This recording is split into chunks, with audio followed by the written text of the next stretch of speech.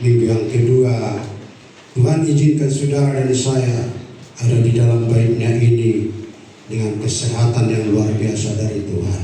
Haleluya. Firman Tuhan yang mau kita perhatikan hari ini, yang mau mengajari kita, yang terambil di dalam Perjanjian Lama, yaitu Ulangan 31 ayat yang ke-8. Ulangan 31 ayat ke-8 dalam buku saya 228, agar kita sama-sama memperhatikan dan membaca firman Tuhan ini. Ulangan 31 ayat yang ke-8. Jikalau sudah ditemukan, katakan amin. Kita akan sama-sama membaca dengan hitungan yang ketiga. 1, 2, 3. Sebab Tuhan Dia sendiri akan berjalan di depanmu, Dia sendiri akan menyertai engkau, Dia tidak akan membiarkan engkau dan tidak akan meninggalkan engkau. Janganlah takut dan janganlah patah hati. Puji Tuhan. Kalau kita perhatikan firman Tuhan ini, di mana dikatakan bahwa Tuhan itu tidak membiarkan kita. Dan hari ini tema firman Tuhan, Allah mengerti, Allah peduli bagi kita. Sehingga seharian kita berkata, Allah mengerti, Allah peduli segala persoalan yang kita hadapi. Segala persoalan yang kita hadapi itu bergumul sendiri. Nah, saudara-saudara, itu menunjukkan bahwa Allah itu peduli bagi saudara, bahwa Allah itu peduli bagi kita. Sebab dikatakan tadi dalam ayat firman Tuhan ini, Dia sendiri berjalan di depanmu. Itu kepedulian Tuhan. Artinya Dia tidak pernah tinggalkan saudara, Dia tidak pernah tinggalkan kita, Dia tidak pernah biarkan saudara, Dia tidak pernah biarkan kita. Tetapi Tuhan selalu mengerti segala persoalan kita, segala masalah kita. Saudara berbeban berat, kita berbeban berat, Dia tahu. Saudara sakit, saya sakit, kita sakit, Dia tahu. Dan Dia selalu peduli bagi setiap kehidupan kita, Bapak Ibu Saudaraku yang dikasihi Tuhan. Nah, inilah janji Allah. Inilah janji Tuhan, saudara-saudaraku yang dikasihi Tuhan kepada Yosua. Dan janji ini juga berlaku bagi saudara, bagi kita umat Tuhan, tebusan darah Yesus yang ada di air-air zaman itu, saudara-saudaraku yang dikasihi oleh Tuhan. Bahwa Tuhan itu tidak akan membiarkan kita. Maka oleh sebab itu, saudara yang dikasihi oleh Tuhan, kita tidak usah takut. Kita tidak usah, saudara-saudaraku, patah hati. Firman Tuhan katakan tadi, karena Dia ada di depan kita, karena Dia ada di sisi kita, karena Dia ada menyertai kita, dan Dia menunjukkan kasih-Nya, cintanya bagi umat-umatnya, bagi tebusan darahnya, bagi pilihannya, bagi panggilannya. Sebab saudara dan saya sudah dipilih, sudah dipanggil, bahkan diangkat menjadi ahli waris anak-anak Allah. Nah, hari ini saudara-saudara yang dikasih Tuhan, perlu kita renungkan janji Tuhan itu di dalam setiap kehidupan kita, supaya kita berjalan mengiring Tuhan di akhir zaman ini, sekalipun menghadapi banyak persoalan, banyak masalah, banyak tantangan. Tapi kita harus mengerti bahwa Tuhan itu sungguh-sungguh dekat dalam kita Sehingga dikatakan Tuhan itu adalah sejauh doa. Haleluya. Maka untuk itu saudaraku, firman Tuhan mengingatkan kita di dalam Yohanes, kita lihat Yohanes 14 ayat 18. Yohanes 14 ayat 18 dikatakan, saudara-saudaraku, aku tidak meninggalkan kamu sebagai yatim piatu. Aku datang kembali kepadamu. Nah, saudara-saudaraku, menunjukkan kasih Tuhan. Tuhan katakan, aku tidak membiarkan kamu yatim piatu. Saudara tahu, mungkin kita tahu bagaimana yatim piatu.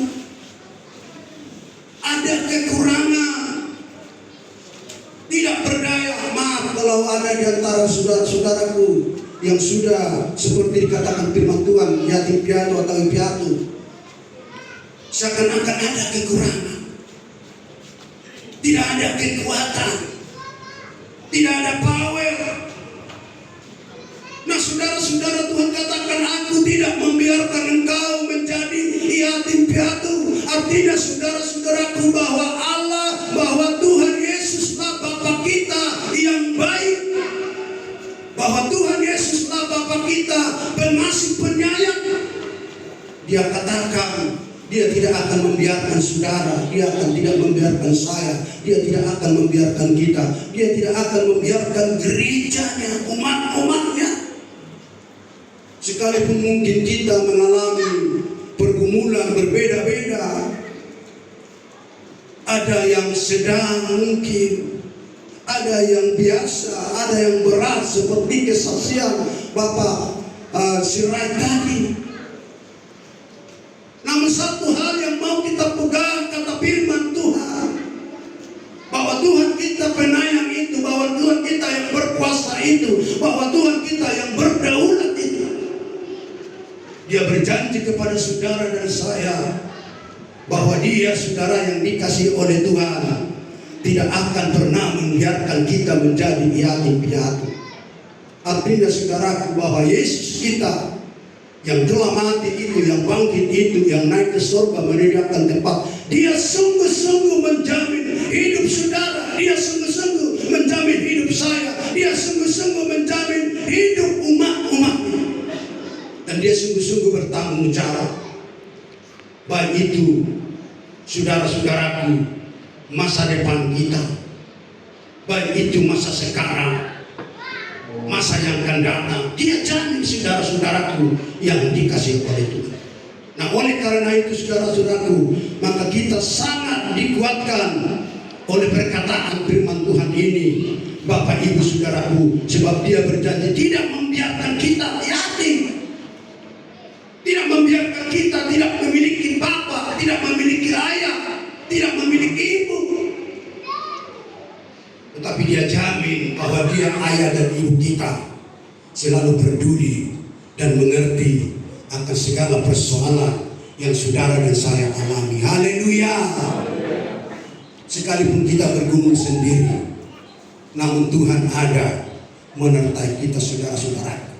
Dan itulah janji yang mau kita pegang sebagai anak-anak Allah, sebagai anak-anak Tuhan, sebagai tebusan darah Yesus, supaya kita jangan dapat diombang-ambingkan oleh ilah sama situasi kondisi yang terjadi di akhir-akhir zaman ini, saudara.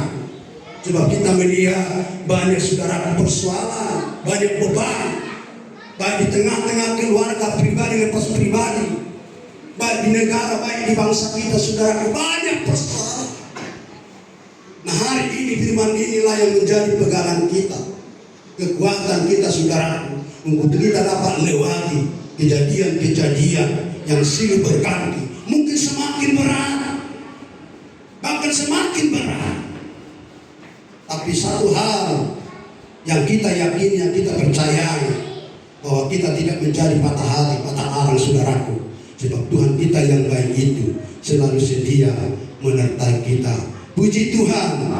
Nah, saudara-saudaraku, untuk itu saudara-saudaraku yang dikasih Tuhan, namun Allah, saudara-saudaraku, meminta kepada kita dengan kita berdoa dengan segenap hati kepada Dia, saudara-saudara.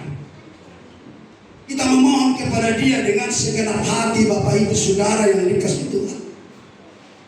Maka dikatakan dalam ayat firman Tuhan, ada banyak orang meminta dan berdoa, memohon, tapi mereka tidak mendapat apa-apa, tidak menerima apa-apa, saudara-saudara yang dikasihi oleh Tuhan.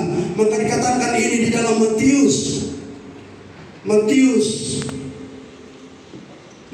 7 ayat 7 sampai 8. Demikian dikatakan, mintalah maka akan diberikan kepadamu, carilah maka kamu akan mendapat, ketoklah maka pintu akan dibukakan bagimu. Karena setiap orang yang meminta menerima, dan setiap orang yang mencari mendapat, dan setiap orang yang mengetok baginya pintu dibuka. Nah saudara, ketika saudara dan saya atau kita meminta kepada Tuhan, seringkali apa yang kita minta tidak kita terima, tidak kita dapatkan. Nah ini saudara-saudara yang menjadi persoalan. Mengapa permohonan kita, permintaan kita tidak diterima Tuhan, tidak dikabulkan Tuhan? Barangkali saudara-saudara yang dikasihi Tuhan, saudara dan saya salah meminta, salah memohon kepada Tuhan. Yang saudara dan saya minta itu adalah hanya memuaskan hawa nafsu kita atau keinginan-keinginan kita. Maka itulah yang menghalang saudaraku, permohonan dan permintaan kita itu tidak dijawab oleh Tuhan, tidak diterima oleh Tuhan. Maka oleh karena itu saudaraku, ketika kita memohon meminta, mari kita meminta dengan segenap hati, dengan rendah hati saudara-saudaraku. Dan kita memintai saudara-saudaraku sesuai kebutuhan kita yang kita perlukan, saudara-saudaraku. Sebab firman Tuhan ini tadi berkata, saudara-saudaraku yang dikasihi Tuhan, mintalah maka akan diberikan kepada. Minta kepada Tuhan sesuai dengan porsi yang kita butuhkan, yang kita perlukan, saudara-saudara yang dikasihi Tuhan. Jikalau kita melihat ketika Silas dan Paulus, mereka meminta kepada Tuhan di tengah-tengah penjara yang gelap, yang ditaruh di padang dalam rencana. Dengan kata lain bahwa penjara orang itu mungkin ada berikade pertama, kedua, ketiga, dan tidak mungkin ditembus oleh kekuatan manusia tanpa ada seorang pribadi yang dapat menolong mereka. Tapi kita lihat saudaraku, ketika Tuhan berkata mintalah, maka di sana saudaraku dengan segenap hati, dengan rendah hati, Paulus dan Silas meminta kepada Tuhan, berdoa kepada Tuhan. Apa yang terjadi saudara-saudaraku? Doa mereka dijawab Tuhan, doa mereka dikabulkan Tuhan, saudaraku. Maka terjadi mujizat yang luar biasa yang tidak pernah dipikirkan mereka, bahwa rantai-rantai itu saudaraku dan putus terbuka, patah-patah saudaraku. Lalu mereka melihat saudaraku bahwa pintu-pintu penjara itu sudah terbuka, saudara. Kenapa itu dijawab Tuhan? Karena Rasul Paulus dan Silas, saudaraku, berdoa dengan segenap hati, dan mereka tahu apa yang diminta mereka, saudara.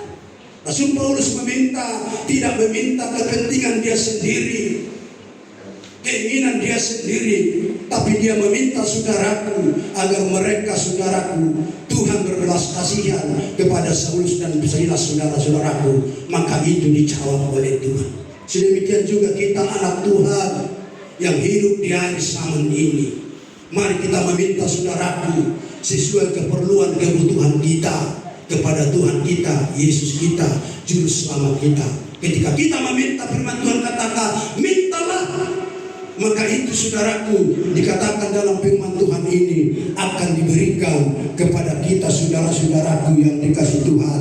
Maka ketika kita mencari, maka kamu akan mendapat. Ketoklah, maka pintu akan dibukakan bagimu. Karena setiap orang yang meminta menerima, dan setiap orang yang mencari mendapat, dan setiap orang yang mengetok baginya pintu dibukakan, saudara-saudara. Ketika kita meminta, ketika kita mengetok, hati Allah, hati Tuhan tidak bisa seperti ketok dengan tangan kita, tapi kita mau meminta dengan mengetok hati yang paling dalam ini, dengan air mata bercucuran, merendahkan diri kepada Tuhan. Sebab Tuhan kita itu maha tahu, maha mengerti apa yang saudara minta, apa yang kita minta. Maka dia akan jawab. Sebab Tuhan kita itu tidak pernah berbohong, selalu mengasihi dan menepati janjinya dari dahulu, sekarang, sampai selama-lamanya. Haleluya. Nah saudara-saudaraku yang dikasih Tuhan, pada siang hari ini, firman ini mengingatkan kita. Nah bagaimana caranya saudara-saudaraku yang dikasih Tuhan supaya permohonan kita dikabulkan Tuhan? Bagaimana cara kita, saudaraku? Kita lihat ini Yohanes 15. Yohanes 15 ayat yang ke-7, demikian dikatakan, agar doa kita, permohonan kita diminta Tuhan dan tepati atau dikabulkan Tuhan. Yohanes 15 ayat yang ke-7. Yohanes 15 yang ke-7. Ada ditemukan? Ayo kita sama-sama semua membaca. 1, 2, 3. Jikalau kamu tinggal di dalam aku dan firmanku tinggal di dalam kamu, mintalah apa saja yang kamu kehendaki dan kamu akan menerimanya. Puji Tuhan. Jadi rahasianya saudaraku, supaya doa kita dikabulkan oleh Tuhan, yang pertama Tuhan ingin, Tuhan maukan saudaraku, saudara dan saya harus tinggal di dalam Yesus. Itu saudara-saudaraku yang dikasih, harus tinggal di dalam Kristus. Ketika saudara tinggal di dalam Kristus, maka doa kita tidak akan luka. Maka digambarkan itu bahwa umat Tuhan, jemaat Tuhan itu seperti pohon. Maka ketika pohon itu ranting-rantingnya tidak menempel ke pohonnya itu, maka sia-sialah dia, tidak berarti dia. Dengan kata lain, dia tidak akan menerima nutrisi-nutrisi yang dari pohon, yang diproses oleh daun pohon. Sedemikian digambarkan saudara-saudaraku, orang-orang percaya, orang-orang tebusan Tuhan, ketika saudara dan saya tidak tinggal di dalam Kristus, maka mustahil doa kita dijawab Tuhan, maka mustahil permohonan kita dikabulkan Tuhan. Dan agar permohonan doa kita didengarkan oleh Tuhan, Tuhan katakan, Tuhan inginkan saudara-saudaraku, bahwa kita, saudara dan saya, saudaraku, bahwa kita, saudara, harus tinggal di dalam Tuhan, dan firman Tuhan tinggal di dalam kita. Itu rahasianya Bapak Ibu saudara yang dikasih Tuhan. Jadi supaya permohonan dan permintaan kita di dalam doa dikabulkan oleh Tuhan Yesus, kita haruslah sungguh-sungguh di dalam Tuhan, sungguh-sungguh di dalam Yesus, saudara-saudaraku yang dikasihi oleh Tuhan. Berarti saudaraku bahwa kita harus setia, bahwa kita, saudara-saudaraku, harus taat, bahwa kita, saudaraku, firman Tuhan tinggal di dalam hidup kita. Maka ketika kita sungguh-sungguh merenungkan firman itu, saudara-saudaraku, artinya saudara-saudaraku, bahwa seantero hidup kita, dari ujung rambut sampai ujung kika ini, saudara-saudaraku yang dikasih Tuhan, menguasai atau hidup kita dikuasai oleh firman. Mulut kita dikuasai firman Tuhan, mata kita dikuasai firman Tuhan, tangan kita dikuasai firman Tuhan, kaki kita dikuasai firman Tuhan. Ketika kita melangkah, saudara-saudaraku, biarlah kita melangkah berlari tentang mengenai hal-hal surgawi. Artinya ketika kita datang beribadah, mari kita berlari datang beribadah kepada Tuhan. Itulah kaki kita dikuasai Tuhan. Ketika mulut kita dikuasai firman Tuhan, marilah kita pakai mulut kita membicarakan firman Tuhan. Marilah kita pakai mulut kita memberkati saudara-saudara kita. Marilah kita pakai mulut kita memberitakan kebenaran atau news atau kabar baik dari surga. Sehingga lewat itu, saudaraku, banyak jiwa, banyak orang dimanapun datang bertobat dan mengerti bahwa ada satu pribadi, Yesus Kristus, yang berkuasa, berdaulat, kelak nanti menjadi raja atas dunia dan memimpin dunia dan membawa orang percaya ke dalam tempat sungguh-sungguh yang indah abadi, saudaraku, surga. Nah, saudara-saudara yang dikasihi Tuhan, mari kita belajar agar doa kita diberkati, agar doa kita didengarkan, agar doa kita diterima. Mari kita setia kepada Tuhan dan taat kepada Tuhan, dan kita, saudara-saudaraku, merenungkan firman-Nya siang dan malam. Dengan kata lain, kita berikan hidup kita dikuasai oleh firman Tuhan.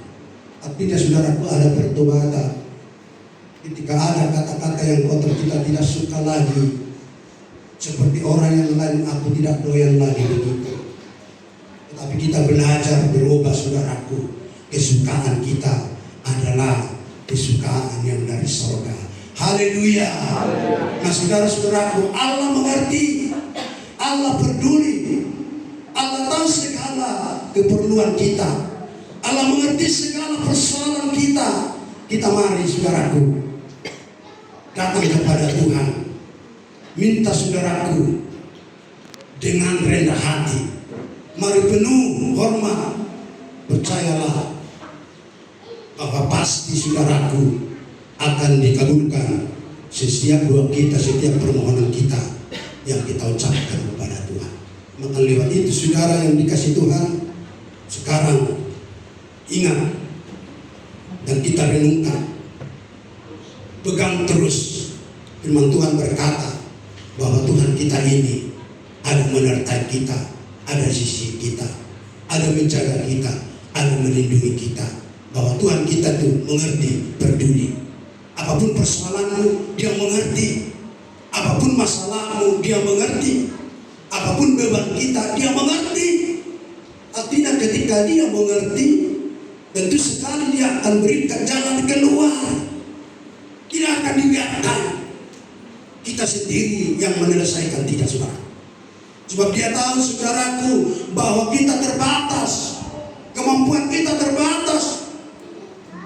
Nah, oleh karena itu, saudara yang dikasih Tuhan, hanya satu-satunya Dia kita berserah dan berharap kepada Dia.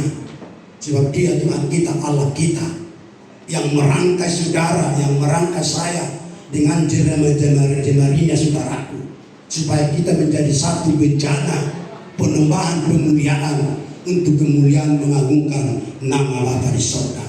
Dan itu yang dikehendaki Tuhan. Dan biarlah kehadiran kita hari ini berkenan kepada Tuhan. Sebab saudara dan saya sudah memuji Tuhan, sudah memuliakan. Kiranya itu diterima Tuhan, maka kita akan mendapat balasan yang indah yang Tuhan berikan bagi kita sekalian. Haleluya. Terpuji Tuhan, termulia Tuhan siang hari ini, kekal untuk selamanya. Mari kita semua bangkit berdiri.